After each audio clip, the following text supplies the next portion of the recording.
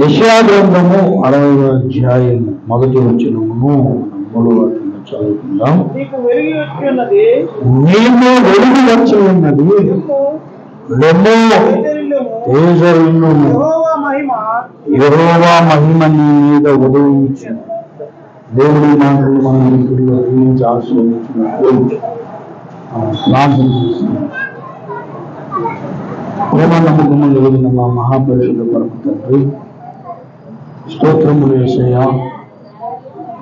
కృపా సత్య సంపూర్ణుడైన మా దేవ తండ్రి, మాతో మాట్లాడండి, నాతో మాట్లాడండి. వారమంతా ప్రభువా తండ్రి చెత్త అంటించుకొని, పాపం అంటించుకొని,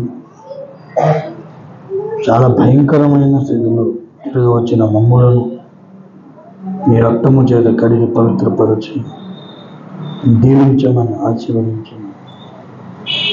దేవా, నీ వాక్కుతో నన్ను కడగమని, నీ వాక్కుతో నన్ను శుభ్రపరచమని, నీ వాక్కుతో నన్ను పరిశుద్ధపరచమని, నీ వాక్కుతో ప్రభువా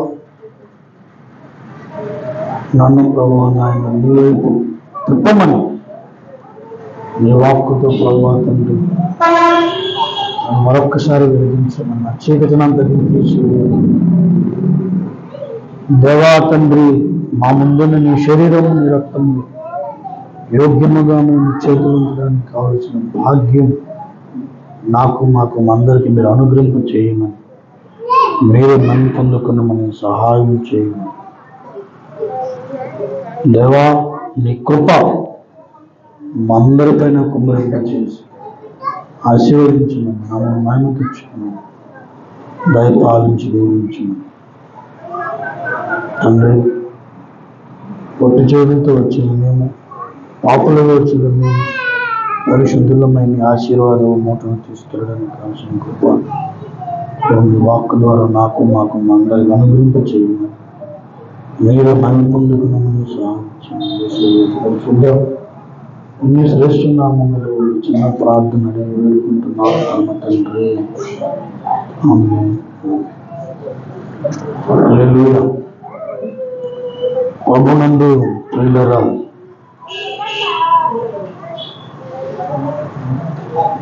చాలాసార్లు వ్యక్తిగత జీవితంలో దేవుడు ఇచ్చినటువంటి ఒక మహా కృప ప్రతి ఒక్కరికి మనస్సాక్షి ఎప్పుడు కూడా అలారం లాగా మోగుతూ ఉంటుంది. ప్రతి ఒక్కరికి ఒక మనస్సాక్షి అనేది ఉంటుంది. చిన్నపిల్లలతో సహా మనస్సాక్షి అనేది ఉంటుంది. గాంధీ గారు ఒక మాట అన్నారు, ప్రతి ఒక్కరికి తన మనస్సాక్షియే సుప్రీంకోర్టు. అక్కడ కరెక్ట్ జడ్జిమెంట్ ఉంటుంది. మనస్సాక్షి దగ్గర కరెక్ట్ జడ్జిమెంట్ ఉంటుంది.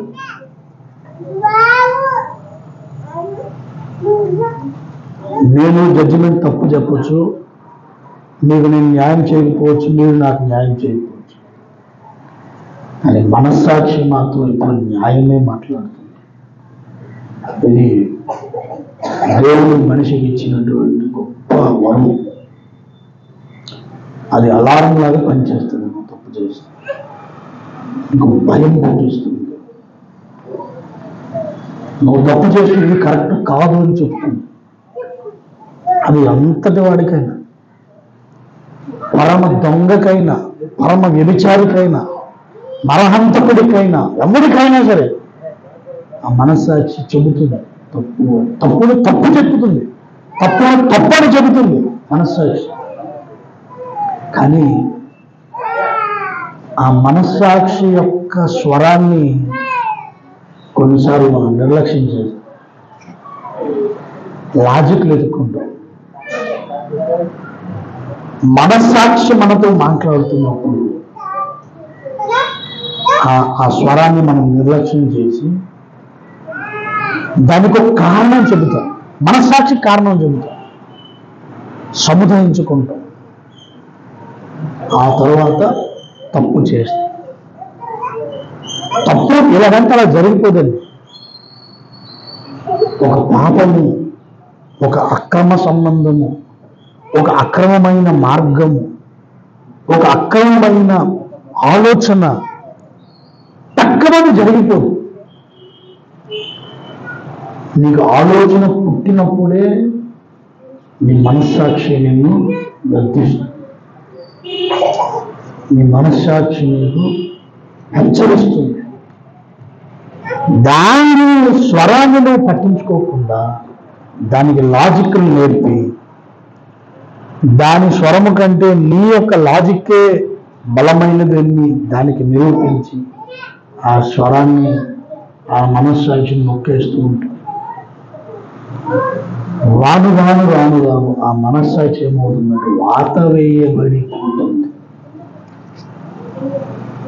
ఆ మనస్సాక్షిని గురించి బైబిల్ వాత వేయబడిన మనస్సాక్షి కలిగిన వాడు. వాత అంటే తట్టు, వాతలు పెట్టారని అక్కడ మరి చలనం ఉండదు. వాత ఉన్న దగ్గర చలనం ఉండదు. చలనం ఎప్పుడైతే ఉండదో నీ మనస్సాక్షి మరి నిన్ను గద్దించి చాలా సింపుల్గా తప్పు చేసి 20 రూపాయలకి 30 రూపాయలకి మటలు చేసిన వాళ్ళు ఏమండి, చిన్నదానికి పాపంలో పడిపోయి దేవునికి వ్యతిరేకంగా మారిన వారు ఉన్నారు. కారణం ఏంటంటే వారి మనస్సాక్షి వాత వేయబడింది. ఎందుకంటే మనస్సాక్షి తప్పు చెబుతున్నప్పుడల్లా వారు మనస్సాక్షికి లాజిక్ చెప్పి, కారణాలు చెప్పి, ఏదో ఒక రకంగా మనస్సాక్షిని బుజ్జగించి ఇది తప్పు తప్పు తప్పు అని చెబుతున్నా అవండి. పలానా వాళ్ళకి మనం మోసం చేయాలనుకున్నాం అనుకో, మన మనసు తప్పుగా అన్నప్పుడు అంటే అలా కాదు, అది అలాగానే నీ లోపల నీవే మాట్లాడుతూ ఉంటావు ఒక స్వరంతో.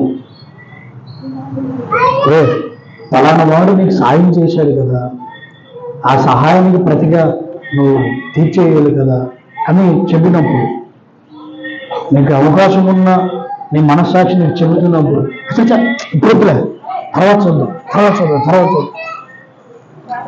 నువ్వు ఎప్పటికీ ఆ రుణము తీర్చలేని వాడిగానే ఉండిపోతావు. బైబిల్లో పౌలు ఒక మాట ఉన్నాడు, నువ్వు ఎవ్వనికినూ అచ్చి ఉండకు, అప్పు ఉండడానికి వీలు. ఎవరికి రుణము, మనం ఎవరి రుణం ఉంచుకోవడానికి వీలు. దేవుని యొక్క లక్షణం. కొన్నిసార్లు తీర్చాలన్న పరిస్థితులు మనకు వచ్చి తీర్చడానికి అవకాశం ఉన్నా కూడా మనం ఎలా దాటేసుకుంటామంటే ఆ మనస్సాక్షికి వేరే ఏదో నేర్పించి ఇందులో ఇప్పుడు తర్వాత నీతిమంతుడు పాట మనం పాడుతున్నాం, పాట పాడేద్దాం. నీతిమంతుడు సమాన వృక్షము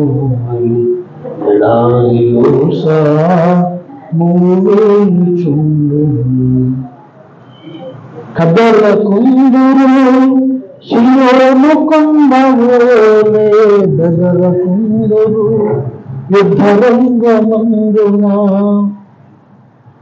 ఇంకో మాట అంటాడు జన్మంలో, ఎంత ఆపదొచ్చిన నీతిమంతుడు మాట తప్పుడు. ఫలానా అన్నాడంటే ఆ మాటకి లేకపోవాలి కానీ మాట తప్పు. దేవునికి లోబడిన వాడు నీతిమంతుడు. కారణాలు బట్టి మాట తప్పిపోయి ఇప్పుడు వాడు నీతిమంతుడు అనిపించి వాడు ఏం జరుగుతుందంటే మనస్సాక్షికి లోబడిన. కొన్నిసార్లు మాట తప్పిపోతే ఒకవేళ ఆ మనసు ఎంతో గాయమవుతుంది. అయ్యో నేను అనవసరంగా మాట తప్పాను,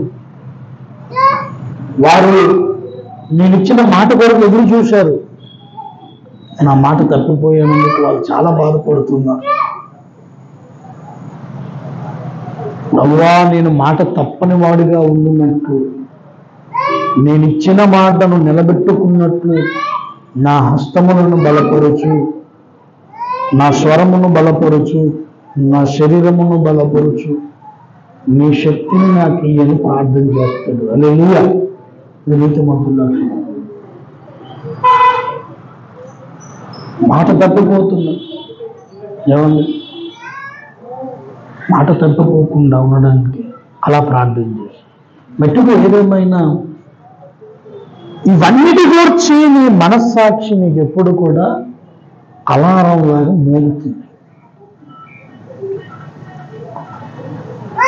న్యాయమైనటువంటి పరిస్థితి వచ్చినప్పుడు, ఒకనికి అన్యాయం జరుగుతున్నప్పుడు, నీ కళ్ళ ముందు అన్యాయం జరుగుతున్నప్పుడు, నీ కళ్ళ ముందు అపవిత్రం జరుగుతున్నప్పుడు అటక్కమని నీలో ఒక వేదన కలుగుతుంది, నీకు ఒక హెచ్చరిక వస్తుంది అంటే నువ్వు చాలా ధన్యుడు. దేవుడికి స్తోత్రం కలుగుతుంది. నువ్వు చాలా అదృష్టవంతుడు. నీ మనస్సాక్షి ఇంకా బ్రతికే ఉంది. కొన్నిసార్లు భక్తుడైన వాడు తనకు తెలియకుండానే, తన ప్రమేయం లేకుండానే పాపపు ఊబిలో అలా ఉండిపోయి ఒక ఉత్తేజము లేని స్థితి, ఉజ్జీవము లేని స్థితి, బలహీనమైన స్థితిలోనికి వెళ్ళిపోయి దేవుడు నన్ను పట్టించుకోవట్లేదు, దేవుడు నన్ను కనుగొనట్లేదు,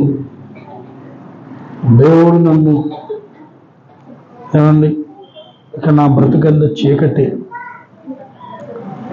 మరి ఇంకంతే, మిగిలిన వాళ్ళందరూ వాళ్ళు ఆశీర్వదించబడుతున్నారు, నేను ఇంతే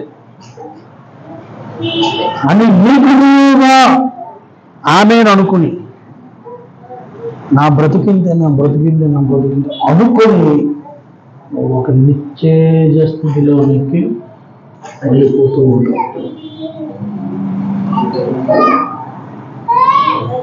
అలాంటి స్థితిలో ఉన్న నీకు దేవుడు ఇష్టమైనటువంటి గొప్ప ఆశీర్వాదపు మాట,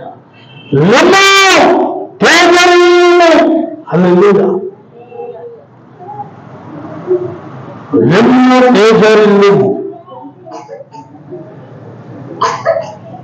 ఎలాగా తేజరిల్లుతాం? తేజరిల్లడం అంటే అర్థం ఏంటి? తేజము అంటే కాంతి. చీకట్లో అలాగే మధ్య ఉండడం, చీకట్లో అలాగ ఉండిపోవడం, నన్ను ఎవరూ పట్టించుకోలేదు, నా బాధ ఎవరూ తీర్చట్లేదు, నా వేదన ఎవరు తీర్చట్లేదు, నాకు వేదన తీర్చిన వారు ఎవరు లేరు, నా బాధను తీర్చిన వారు ఎవరు లేరు.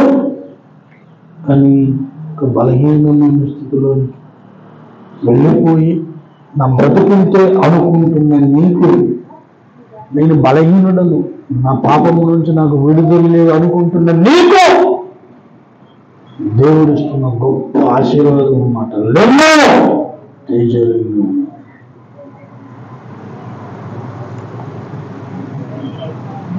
చాలాసార్లు మనకున్న పరిస్థితులను బట్టి, మనకున్న బలహీనతలను బట్టి నా బ్రతుకు నేను మారనగల, ఎన్నిసార్లు ఇంకా నా జీవితం నేను ఇదే క్యారెక్టర్ అన్నది, మార్పు రాదా? రక్షణ పొందాను, మారు మనసు పొందాను, యేసు దేవుడు అని తెలుసుకున్నాను. కానీ ఆ దేవుడి దగ్గరికి వచ్చిన తర్వాత ఆ దేవుని చిత్తమును చేయకుండా, ఆ దేవుని ఉద్దేశమును గ్రహించకుండా, ఆ దేవుని వాక్య ప్రకారం బ్రతకకుండా, యేసు దేవుడని నమ్మి బాప్తిజం తీసుకున్నాను, నేను మరలా లోక సంబంధమైన ఆలోచనలతో ఇంకా ఏమంటే సంతోషంగా ఉంటున్నాను, మార్పు కాబట్టి అని నీకు కుంగుబాటు వచ్చినప్పుడు ఈ లోపలి ప్రార్థన మొదలైతే నువ్వు అదృష్టవంతుడు. ఇలాంటి పరిస్థితిలో ఉన్న నీళ్ళు ఈ ప్రార్థన వస్తే నువ్వు అదృష్టవంతుడు. నీ కొరకు ఒక ఉదయ కాంతి ఎదురు చూస్తుంది. దేవుడికి స్తోత్రం కలుగును గాక. ఉదయ కాంతి ఎదురు చూస్తుంది.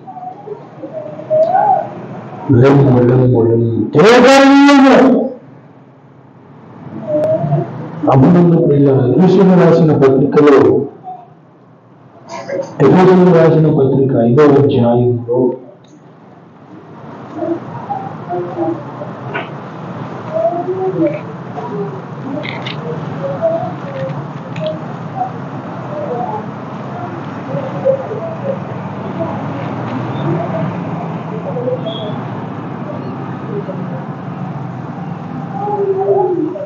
8వ వచనం నుంచి చదువు. మీరు పూర్వమందు చీకటిగా ఇంటిని ప్రభువునందు వెలుగై ఉన్నారు.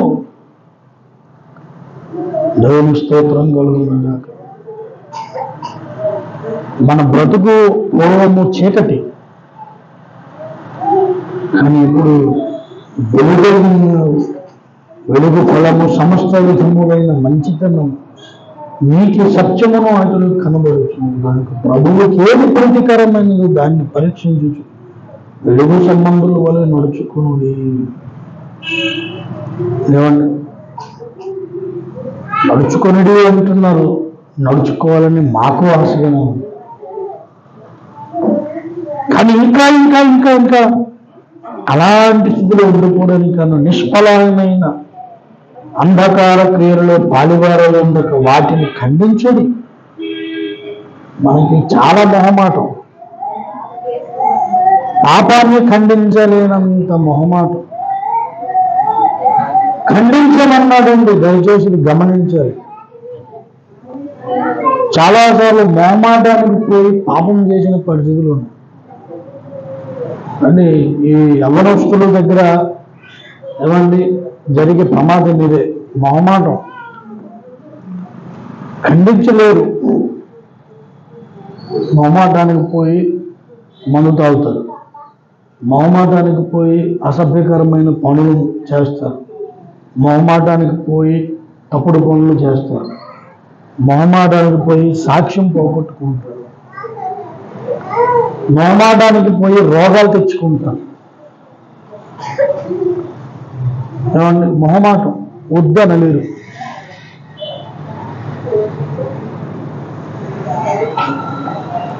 నీకు మొహమాటము స్థుడువైతే నీకు ఒక ఉపాయం చెబుతాడు. కాదనలేని మొహమాటం చాలా ప్రమాదం. మొహమాటం అనేది చాలా ప్రమాదం. నా అనుభవం నేను తెలుసుకున్నాను. నీ స్థాయికి మించి సహాయం చేయాలనుకోవడం తప్పు. మొహమాటానికి పోయి ముందుకెళ్ళామనుకో, దెబ్బకి సీన్ రివర్స్ అయిపోద్ది. తర్వాత బాధపడినా లాభము ఉండదు. అదే ముందుగానే ఖండించేయాలి, ముందుగానే ఖండించేయాలి.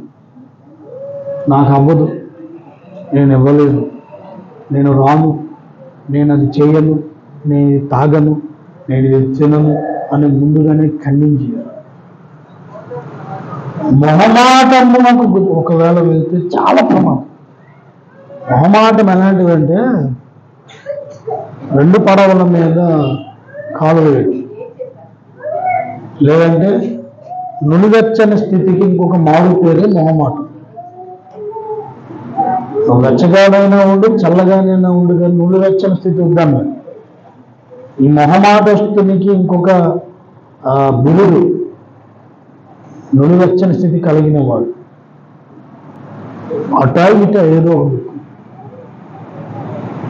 విషయాల్లో అక్కడ ఉండాలి కదా, నిలబడాలి కదా మొహమాటం. లేకపోతే ఏమనుకుంటా అనుకోండి.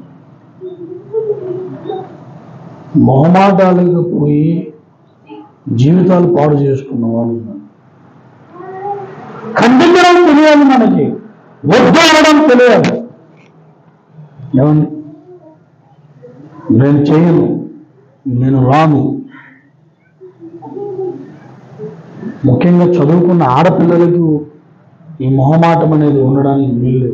యవ్వనస్తులు ఆడపిల్లలుగా ఉన్నట్టు కానీ మగపిల్లలు కానీ యవ్వనస్తులైన వారు మొహమాటస్తులుగా ఉండకండి. ఇంతమంది జోకులు కూడా ఉన్నాయి. వాడికి చాలా ఇష్టం స్వీట్ అంటే, మొహమాటానికి పర్లేదు, వద్దు, తినేసిన తర్వాత తినాలనిపిస్తూ ఉంటుంది.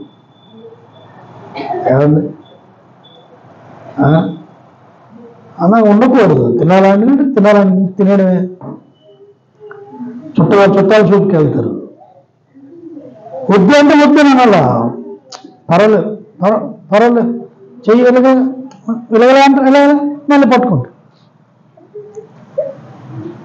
కదా, పర్వాలేదు వద్దండి, నాకు ప్రాబ్లం, నాకు వద్దని క్లారిటీ చెప్పి. కొన్నిసార్లు అవతల ఫోర్స్ చేస్తారు. ఏమండి మొహమాటంగా పొరపాటున తీసుకొని తాగేవనుకో, ఇప్పుడు నీకు బాగా జలుబు, వాళ్ళు నీకు మర్యాద చేయలేడు అని చెప్పి కూల్ డ్రింక్ తీసుకొని వచ్చారు. పర్వాలేదు వద్దండి కొంచెం తీసుకోండి. ఈ రోజుల్లో దరిద్రం ఏంటంటే మర్యాద చేయడం అంటే కూల్ డ్రింక్స్ ఇవ్వడం అనుకోండి. అప్పట్లో నిమ్మరసం చీనీ నీళ్ళు ఇచ్చేవాళ్ళు దూరం నుంచి వచ్చిన వాళ్ళు. అప్పట్లో ఈ కూల్ డ్రింక్స్ లేవు, తక్కువ. అందరికి ప్రతిసారి నిమ్మ నీళ్ళు ఇస్తాము. కూల్ డ్రింక్స్ వెరైటీగా ఉంటాయి. అప్పుడు అది మోడల్ ఇద్దామని ఇస్తే అది కొంచెం వెరైటీగా ఉంది అని ఆ డ్రింక్ తాగితే అప్పుడు పెస్టిసైడ్స్ కూడా యూజింగ్ తక్కువ కూల్ డ్రింక్స్లో. ఇప్పుడు అందరూ అదే ఫ్యాషన్ అయిపోయింది. ఎక్కడికి వెళ్ళొచ్చారంటే స్ప్రైట్, థమ్స్అప్, మాజా ఇవే ఇస్తారు. నీకు ఇంతగా మర్యాద చేయలేదంటే ఒక మా అక్క చేసినట్టు ద్రాక్ష పళ్ళు తీసుకొని జ్యూస్ చేసేవారు, అరటిపళ్ళు జ్యూస్ చేసేవారు, జ్యూస్ తాగండి, అవి మంచివి. నీకు మొహమాటానికి పోయి కూల్ డ్రింక్స్ తాగేవనుకో, అవసరం ఉన్నాయి అనుకో, వద్దన్నారు కానీ మరి తప్పుదని తాగేవని అయిపోయింది పని. క్యాన్సర్ వచ్చేస్తుంది, కిడ్నీలు పాడైపోతాయి, చాలా నష్టం మొహమాటానికి పోతే. బీపీ ఉంది, ఒబేసిటీ ఉంది, జాండీస్ ఉంది, చికెన్ కర్రీ వండారు, పర్వాలేదు వద్దండి నాకు పెరుగన్నం చాలు అంటే అదే పద్ధతి. మరీ వాళ్ళు బలవంతం చేస్తూ మొహమాటాన్ని పోయి తినేసేవాళ్ళు సస్తం. మొహమాటం అనేది మంచిది కాదు. కొంతమంది యవ్వనస్తులు మొహమాటానికి ప్రేమిస్తారు. వెంటపడి ఫోన్లో పడపడ కదని చెప్పేసి సరే ఐ లవ్ యూ టూ అని సరే అక్కడ నుంచి మొదలవుతుంది. సరే చాలా దరిద్రం అంతా. మొహమాటాలకు పోయి జీవితాలు నాశనం చేసుకున్న వాళ్ళు, మొహమాటాలకు పోయి ఆరోగ్యాలు నాశనం చేసుకున్న వాళ్ళు ఖండించాలి. ఏమన్నా మొహమాటానికి పోయి ఏమండి జీరో అయిపోయిన వాళ్ళు చాలా మంది ఉన్నారు. ఖండించాలి. చీకటి సంబంధమైన కార్యాలను ఖండించాలి. ఈ ఆలోచన నీలో మొదలైతేనే నువ్వు ఆటోమేటిక్గా తేజరిల్లుతావు. దేవునికి స్తోత్రం కలుగును గాక. ఏమండి అంధకార క్రియలలో పాల్వారే ఉన్నగా వాటిని ఖండించదు. ఎలా ఉన్నగా అట్టి క్రియలు చేయవారు రహస్యమందు జరిగించు పనులను గురించి మాట్లాడుతూ అయినను అవమానకరమై ఉన్నది. చెడ్డ మాటలను గురించి మాట్లాడడం కూడా అవమానకరమైనట. కొంతమంది ఏమన్నా ఎవరైనా తప్పు చేశారని దొరికితే చాలు అదే సినిమా వేస్తారు. అదేదో మనకే పని ఉండదు. పలానాలు తప్పు చేశారు, ఇంకా వీళ్ళు కొంచెం మసాలాలు కలుపుతారు, రకరకాలు చేస్తారు. ఎప్పుడు దొరుకుతాడా అని చూశారు కదా, దొరికిన వెంటనే వేసిన సీనే వేసుకుని మరి ఇంకేం పని ఉండదు. మూడో వాళ్ళ కోసం మాట్లాడడం, మూడో వాళ్ళ యొక్క విషయాలు మాట్లాడడం, వారి రహస్యాలన్నీ తీసుకొచ్చి బయట పెట్టేద్దామన్న కుతూహలం అదేటో. మరి నీ రహస్యాలు కూడా బయటపడతాయి. ఇతరుల రహస్యాలను బయట పెట్టాలనుకుంటుంది నీకు, నీ రహస్యాలు కూడా దేవుడు బయలుపడుతుంది. ఖబర్దారు, చాలా జాగ్రత్త వహించాలి ఈ విషయంలో. దేవుడు సామాన్యుడు కాడు, నీ ఊహలకు మించిన వాడు దేవుడు.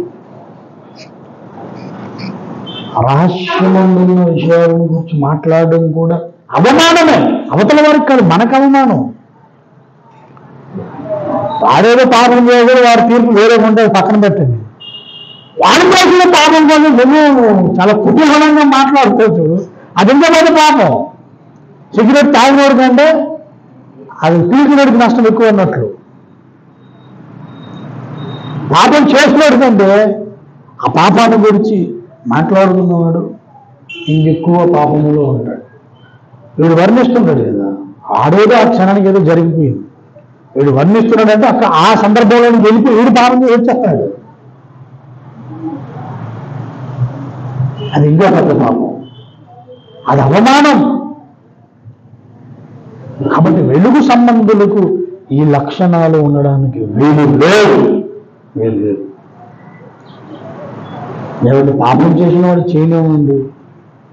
ఏమండి, లేఖనానుసారంగా వాడిని గద్దించడం, బుద్ధి చెప్పడం మన బాధ్యత. ఎవరైనా తప్పు చేశాడని అనిపిస్తే, నేను తప్పు చేశాను నీకు అనిపిస్తే నాకే చెప్పాలి. నీకు సరిదిద్దుకోవడానికి నాకు అవకాశం ఉంటుంది. నా తప్పుడు ఇంకొకటి చెప్పి వాడు సరిదిద్దుకోడు కదా. మీకు అర్థమైందండి? నేను తప్పు చేస్తే మీరు నాకొచ్చి చెప్పండి, అయ్యా ఇలాగా చేసేది కరెక్ట్ కాదు కదా, తప్పు అని అంటే, నేను నా కారణం చెప్తాను, నిజమే ఒప్పుకున్నానా, నేను ధన్యుడిని, నీకు ఆశీర్వాదం చెప్పినందుకు. ఒప్పుకోకపో కవరప్ చేసుకున్నాను అనుకో, లాజికల్ మాట్లాడాను అనుకో, చెప్పడం వరకు నీ పని అయిపోయింది, ఊరుకోడు. ఇక నా పని ఇంక నాదే. అలా కాకుండా నువ్వు ఇంకొకరికి చెప్పి ఆ ఊరల్లో సాటింపులు వేసుకుని తిరుగుతున్నావు. నేను ఒక్కనే చేశాను, నా ఒక్కడికే చేసుకుని ఒకసారి చేశాను. నువ్వు 10 సార్లు తప్పు గురించి మాట్లాడి నువ్వు 10 సార్లు తప్పు చేసినట్లే. అలాగా పాపాలను గురించి, నీ సహోదరుడు చేసిన దోషమును గురించి ఊరల్లా చాటింపు వేయడం మంచిది కాదు. నీకు నిజంగా ధైర్యం ఉంటే, అది తప్పని నువ్వు అంగీకరిస్తే, you can go and tell to him. డైరెక్ట్గా వెళ్ళి ఇది కరెక్ట్ కాదని చెప్పాలి. ఇతరుల దగ్గర అది ప్రచారం చేయకూడదు. అదే వెలుగు సంబంధులకు ఉండవలసిన లక్షణమే కాదు. సమస్తమును ఖండింపబడి వెలుగు చేత ప్రత్యక్షపరచబడును. ప్రత్యక్షపరచునని ఏదో అది వెలుగుదే కదా. అందుచేత నిద్రించుచున్న నీవు మేల్కొని మృతులలో నుండి లెమ్ము, క్రీస్తు నీ మీద ప్రకాశించునని ఆయన చెప్పుచున్నాడు. దేవుని స్తోత్రం కలుగునగాక. ఇది యెషయా గ్రంథం 60వ అధ్యాయం 1వ వచనంలో మనం మాట్లాడిన మాటకు ఆన్సర్ యెషయా గ్రంథం. నువ్వు నిద్రించుచున్నావు అన్నాడు, తర్వాత మృతులలో నుండి లేచినట్లు అన్నాడు. దేవుని స్తోత్రం కలుగునగాక. ఏమన్నాడండి? నిద్రించుచున్న నీవు మేల్కొని మృతులలో నుండి లెమ్ము. ఏమండి? నిద్రించుచున్న నీవు మేల్కొని మృతులలో నుండి లెమ్ము. ఎందుకు నువ్వు నిద్రించావా, మృతుడువా అంటే అర్థమేంటి తెలుసా? చీకటిలో ఉన్న నీవు, చీకటి సంబంధంగా బ్రతుకుతున్న నీవు నిద్రావస్థలోకి వెళ్ళిపోయావు అంటే నువ్వు ఆటోమేటిక్గా మరణం చేశావు. ఆత్మీయ జీవితంలో చావు బ్రతుకుల్లో ఉన్నదని అర్థం. వెళ్ళిపోయాను అక్కడికి. చీకటి సంబంధులాగా నువ్వు బ్రతుకుతున్నావు. నేను అవన్నీ ముందు చెప్పినవన్నీ అది చీకటి సంబంధంగా బ్రతుకుతున్నావు. లేఖనానికి నాకే అవసరం లేదు, లేఖనం వేయడం అవసరం లేదు. ఏదో ఆదివారం వెళ్తాను, వింటాను, వచ్చేస్తాను. 4 హల్లెలూయాలు, 2 స్తుతులు, అంతే చాలు. మరీ ఎక్కువ భక్తి ఉంటుంది వీళ్ళు, అతి భక్తి అన్నాడు కాబట్టి, అతి నీతిమంతుడు అన్నాడు కాబట్టి నాకు మరీ ఎక్కువ వద్దు, నాకు ఇంతే చాలు అని చెప్పి నువ్వు వెళ్ళిపోతున్నావు. మొదట చెప్పినట్లుగా నీ మనస్సాక్షి చెప్పి చెప్పి చెప్పి చెప్పి అది వాత వేయబడిపోతుంది. మరి అది చెప్పదు నీకు. చాలా సునాయాసంగా నువ్వు తప్పు చేస్తుంది అనుకోదు. దేవుడు చూసుకున్న భయమే ఉండదు, దేవుడు అడుగుతాడన్న భయమే ఉండదు. ఏమంటే సమాజం తెలిస్తే ఏం జరుగుతుందన్న భయమే ఉండదు. మన సమాజం పక్కన పెట్టండి, పొద్దున్న కళ్ళు మూసుకొని కళ్ళు తెరుచుకున్నది దేవుని ముందు నా పరిస్థితి ఏంటి, ఆ భయమే ఉండదు. విచ్చలు విడిగా చేస్తుంది. ఏమని అడిగాను చేస్తే మరి అంతే అన్నట్టుగా మాట్లాడు. ప్రభునందు ప్రియులారా, ఈ లక్షణాలన్నీ అర్థం ఏంటో తెలుసా? బకెట్ కనీసమ్మ ఆత్మీయ జీవితంలో నిద్రించుచున్నాను నీవు ఇప్పుడు మేల్కో అన్నాడు. మేల్కో అని చెబుతూ మృతులు లేచినట్లు అన్నాడు. ఇప్పుడు ఎంత చెప్పిన తర్వాత నీకు ఒక పరిస్థితి అర్థం అయితే నేను ఈ స్థితిలో ఉన్నాను అన్నమాట. మరి నాకు దిక్కేది అన్న వెంటనే మేల్కో మృతులలో నుండి లేచినట్లు క్రీస్తు ప్రకాశం నీ మీద పడుతుంది. ఏమన్నాడు? క్రీస్తు దేవుడు నీ మీద ప్రకాశించునని. దేవుడికి స్తోత్రం కలుగును గాక. క్రీస్తు దేవుడు నీ మీద ప్రకాశించును. లేదు, ముందు లేవడానికి సిద్ధపడు. పొడుగంటున్నా ప్రకాశించాలంటే అవ్వదు, ప్రయత్నించాలి. మేలుకో, తెల్లవారులేదు మేలుకొలుపులు అవుతుంది కదా. అది సంక్రాంతి వరకు భజన బృందం వాళ్ళు తిరుగుతారు. నేను చిన్నప్పటి నుంచి ఇప్పుడు ఆ సంఖ్య తగ్గిపోయింది, కానీ వాళ్ళు ఎక్కువ మంది వచ్చి అప్పుడు మనం మంటలు కాయడం, వాళ్ళందరూ భజన చేసుకుని మేలుకో మేలుకో మేలుకుంటారు. మేలుకొలుపులు వాళ్ళు మేలుకొలుపుతుంటారు. ఎందుకు మేలుకొలుపుతుంటారు? వాళ్ళు ఎందుకు తెల్లవారింటికి వచ్చి ఎవరు దానం చేస్తారు చెప్పండి? కలిసి చేస్తున్నారు వాళ్ళు. నాకు ప్రతిదీ లాజిక్ కావాలా, నాకు ఆన్సర్ కావాలా, ఎందుకు చేస్తుంది? నిన్న ఉయ్యట్ల కార్యక్రమం జరిగింది, అవేవో పెట్టారు. నాకు ఎందుకు పెడుతున్నారు నాకు చెప్పండి. నేను అధ్యక్షం చేయట్లేదు, ఎందుకు పెడుతున్నారు చెప్పండి. పూర్వకాలం నుంచి పెడుతున్నా. పూర్వకాలం మా ఎందుకు పెట్టారు? ఒక ఏదో కారణం లేకుండా ఎవరేదో పెట్టడు. ఏదో ఎందుకు పెట్టారు నేను అడుగుతున్నాను, బట్ ఎవరు ఆన్సర్ చెప్పలేదు. మీకు ఎవరికైనా తెలిస్తే నాకు కావచ్చు చెప్పండి. ఒక రాయి, ఆ తర్వాత ఒక ఎదురు బొమ్మ తాలూకా అడ్డేది అంటాడు. రెండు లాగిలా 3 సార్లు చేసి తర్వాత ఆ పాపం పెట్టాడు. నాకు దాన్ని మీకు ఎవరికైనా తెలిస్తే దయచేసి నాకు చెప్పండి. నేను తెలుసుకోవాలనుకుంటున్నాను. నాకు ప్రతిదీ అవసరం, నేను నేర్చుకుంటాను. భారతదేశంలో ఏ కార్యక్రమం చేసినా దాని వెనుక ఏదో ఒక ఆధ్యాత్మికత దాగి ఉంటుంది. దాన్ని నేర్చుకోవాలని దేవుని చేత బోధించబడిన గురువుల దగ్గర నేర్చుకున్నాను నేను. అలా దేన్ని కూడా అపార్థం చేసిన వెంటనే దూషించడానికి వీల్లేదు, ఇది తప్పు అనడానికి వీల్లేదు, వాళ్ళ అజ్ఞానులు అనడానికి వీల్లేదు. అలాంటి కుసంస్కారం మన సంఘానికి లేదు, ఓపెన్ మినిస్ట్రీకి లేదు, అగాపే ఫుల్ గాస్పల్ పల్లాకి మీ సంఘానికి లేదు. ప్రతిదాన్ని నేర్చుకుందాం. దాని వెనక ఏదో ఆధ్యాత్మిక భావన ఉంటుంది. వాళ్ళు ఇలాగా చేశారు, నాకు తెలియలేదు. అడిగాను కానీ ఎవరు చెప్పలేదు. ఈ మాట ఎందుకు చెప్తున్నాను? ఈ మాట ఎందుకు చెప్తాను? ఈ మాట ఎందుకు చెప్తాను?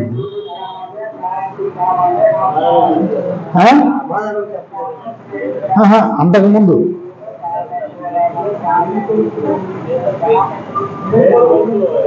మేలుకొలుపులు కదా. తెల్లవారులు వాళ్ళు తిరుగుతుండేవాళ్ళు. వాళ్ళ ఉదయాన్నే అలా తిరగడానికి గల అర్థం ఏంటి? వాళ్ళకి ఏదో ఒక కారణం ఉంటుంది. ఇప్పుడు వాళ్ళు బియ్యం తీసుకోవాలనుకుంటే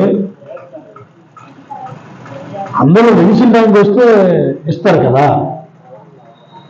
కానీ వేలుకుని అందరు చలితో కప్పుకుని ఇంటికి వచ్చి మేలుకో దిడ్డిన కొట్టుకొని వీడియోలు తిరిగి వెళ్తుంటారు. ఏంటి కారణం ఏంటి? ఏదో ఒక రీజన్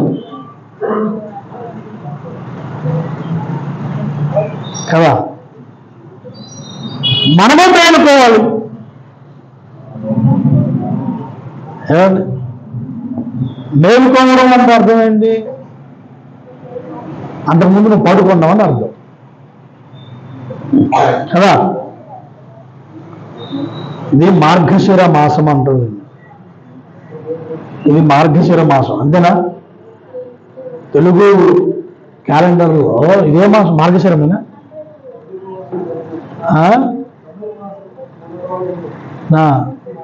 మార్గశిరమా? ఈ టైంలో పందనాడే లేవాలి, బ్రహ్మముహూర్తములోనే లేవాలి. ఏమండి 6 లోపు ఎవరైతే స్నానం చేసుకుంటారో వాళ్ళని బ్రహ్మ స్నానము, దైవ స్నానం ఉంటుంది. 7 తర్వాత ఎవరైనా స్నానం చేస్తే రాక్షస స్నానం ఉంటుంది. రాక్షస స్నానం. అండ్ అలాగంటే మన పొలిటిక్ శాస్త్రం అంటే మనది వాస్తవం.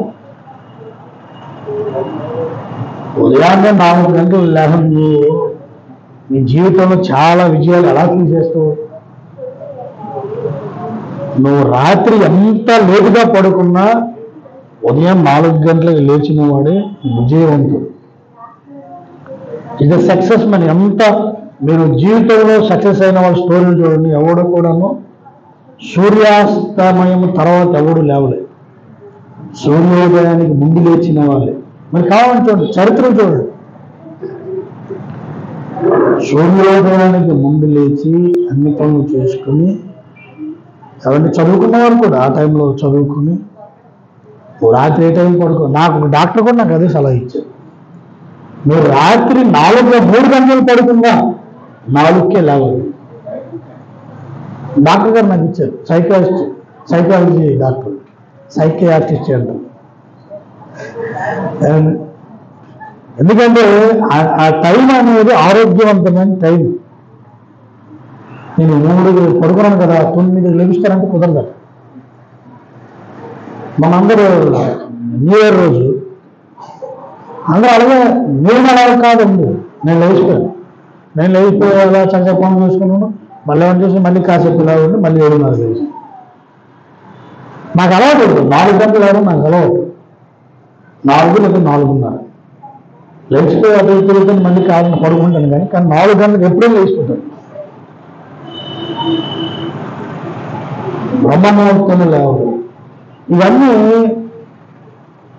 ఆరోగ్య విషయంలో, ఆధ్యాత్మిక విషయంలో మూలమైన ఏమంటే విధి విధానాలు. అందుకే వాడు వచ్చి మేలుకున్నారు కాబట్టి ఏదో ఒకటి ఏమంటే మాకు మేలుకొని పడి అని చెప్పి వాళ్ళకి ఏదో ఇస్తాం. ఇప్పుడు దేవుడు మనల్ని మేలుకొలుపుతున్నాడు. అది విషయం. నువ్వు ఏ స్థితిలో ఉంది, నేను బలహీనడము, నువ్వు నాకు ఇది అనుకుని అలా కుంగిపోతున్నావో నువ్వు మేలుకో అన్నాడు. మేలుకుంటేనే యేసుక్రీస్తు ప్రకాశం వెలుగు నీ మీద ప్రకాశిస్తుంది. హల్లెలూయా. ఏమండి మేలుకోకపోతే వెలుగు నీ మీద ప్రకాశించదు. ఎన్నో ప్రజలను యెహోవా మహిమ నీ మీద ఉదయించి దేవుని స్తోత్రం కలుగుతుంది. ప్రభునందు ప్రియులారా, మనము లేవాలి, తేజరిల్లాలి. నువ్వు ఏ స్థితిలో ఉన్నా నేను ఇది అయిన తర్వాత లభిస్తాను, ఇది అయిన తర్వాత నేను చూస్తానని అనుకోకు దయచేసి. ఆధ్యాత్మిక విషయంలో మధ్యన ఒక పోలింగ్ అయింది. జనవరి 1 నుంచి నేను మందు తాగను, అమ్మతో 31st నైట్ ఒక ముసలోడు ఎప్పుడు నుంచో ట్రోలింగ్ వస్తుంది. ఈ మధ్యన ఈ 31st గొప్ప ట్రోలింగ్ అయింది. అది మార్పు అనుకున్నామంటే ఆ రోజే చేయాలా. పలానా రోజు నుండి నేను చేస్తాను, రేపు ఎల్లుండి నేను చేస్తాను, అందరూ ఫుల్ పాపం చేసేస్తాను. అది మూర్ఖమైన ఆలోచన. ఏ రోజైతే నీలో కోరుకోవాలని ఆలోచన ఉదయించిందో ఆ రోజే నువ్వు నిర్ణయం తీసుకోవాలి. అలా చాలా మంది బాప్టిజం తీసుకోవాలి, పెళ్ళి అయిన తర్వాత తీసుకుంటారు. తిరిగి ఒక కక్కుతుంది, పెళ్ళికి డీజేలు పెట్టాలి, నేను ఊరేగించాలి, ఇవన్నీ. అందుకే పెళ్ళి అయిన తర్వాత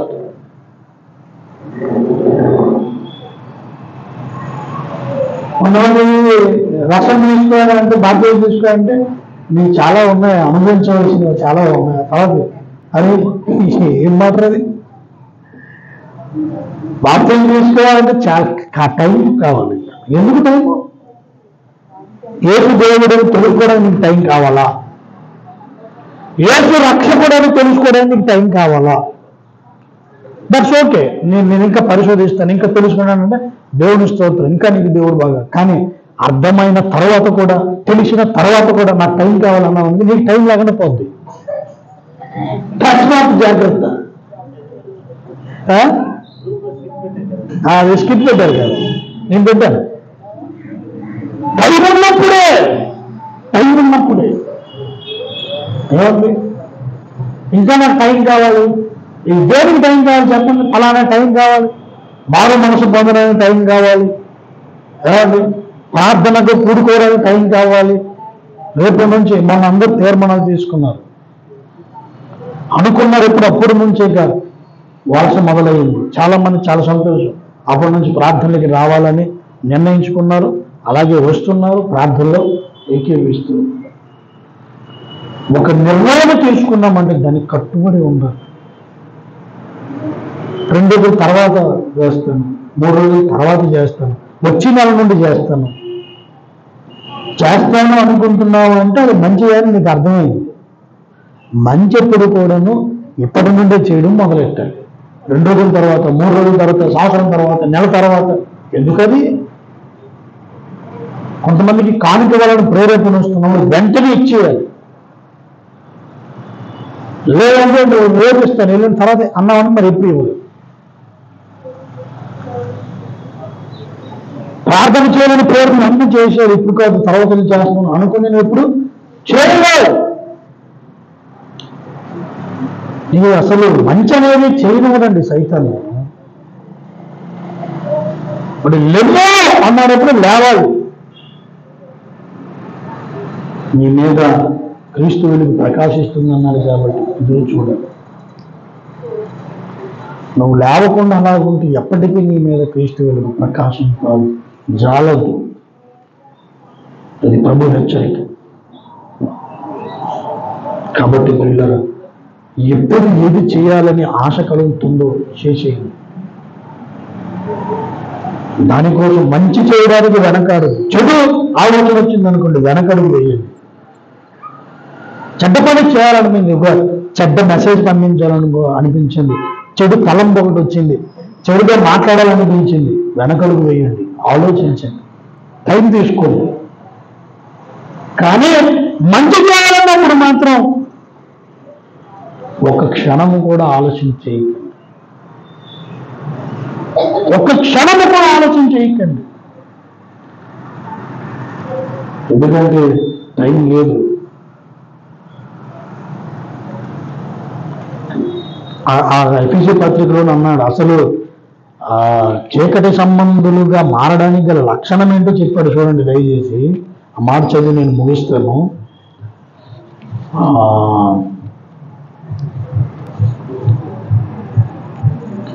దినములు చెడ్డలు కనుక మీరు సమయమును పోనీయక సద్వినియోగం చేసుకుని అజ్ఞానులుగా లేక జ్ఞానులుగా నడుచుకున్నట్టు జాగ్రత్తగా చూసుకోండి.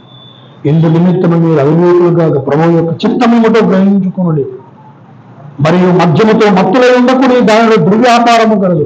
అయితే ఆత్మపూర్ణులై ఉండు. ఒకరికొకరు కీర్తనతో సంగీతం ఆత్మమైన పాటలతో హెచ్చరించు, ప్రభువును గురించి పాడుచు కీర్తించచ్చు. మన ప్రభువు యేసుక్రీస్తు పేరిట సమస్తమును గురించిన తండ్రిని దేవునికి ఎల్లప్పుడూ కృతజ్ఞతాస్తుతులు చెల్లించచ్చు. క్రీస్తునందరూ భయముతో ఒకరికి కూడా లోబడి ఉంటుంది. మీరేమన్నాడు? సమయము పోనీయక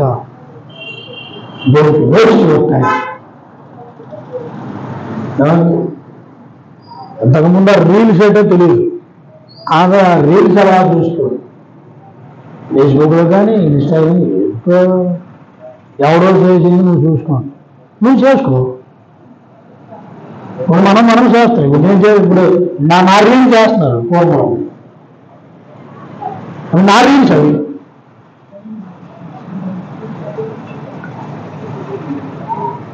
అదే మంచి చూడలేదు మనం.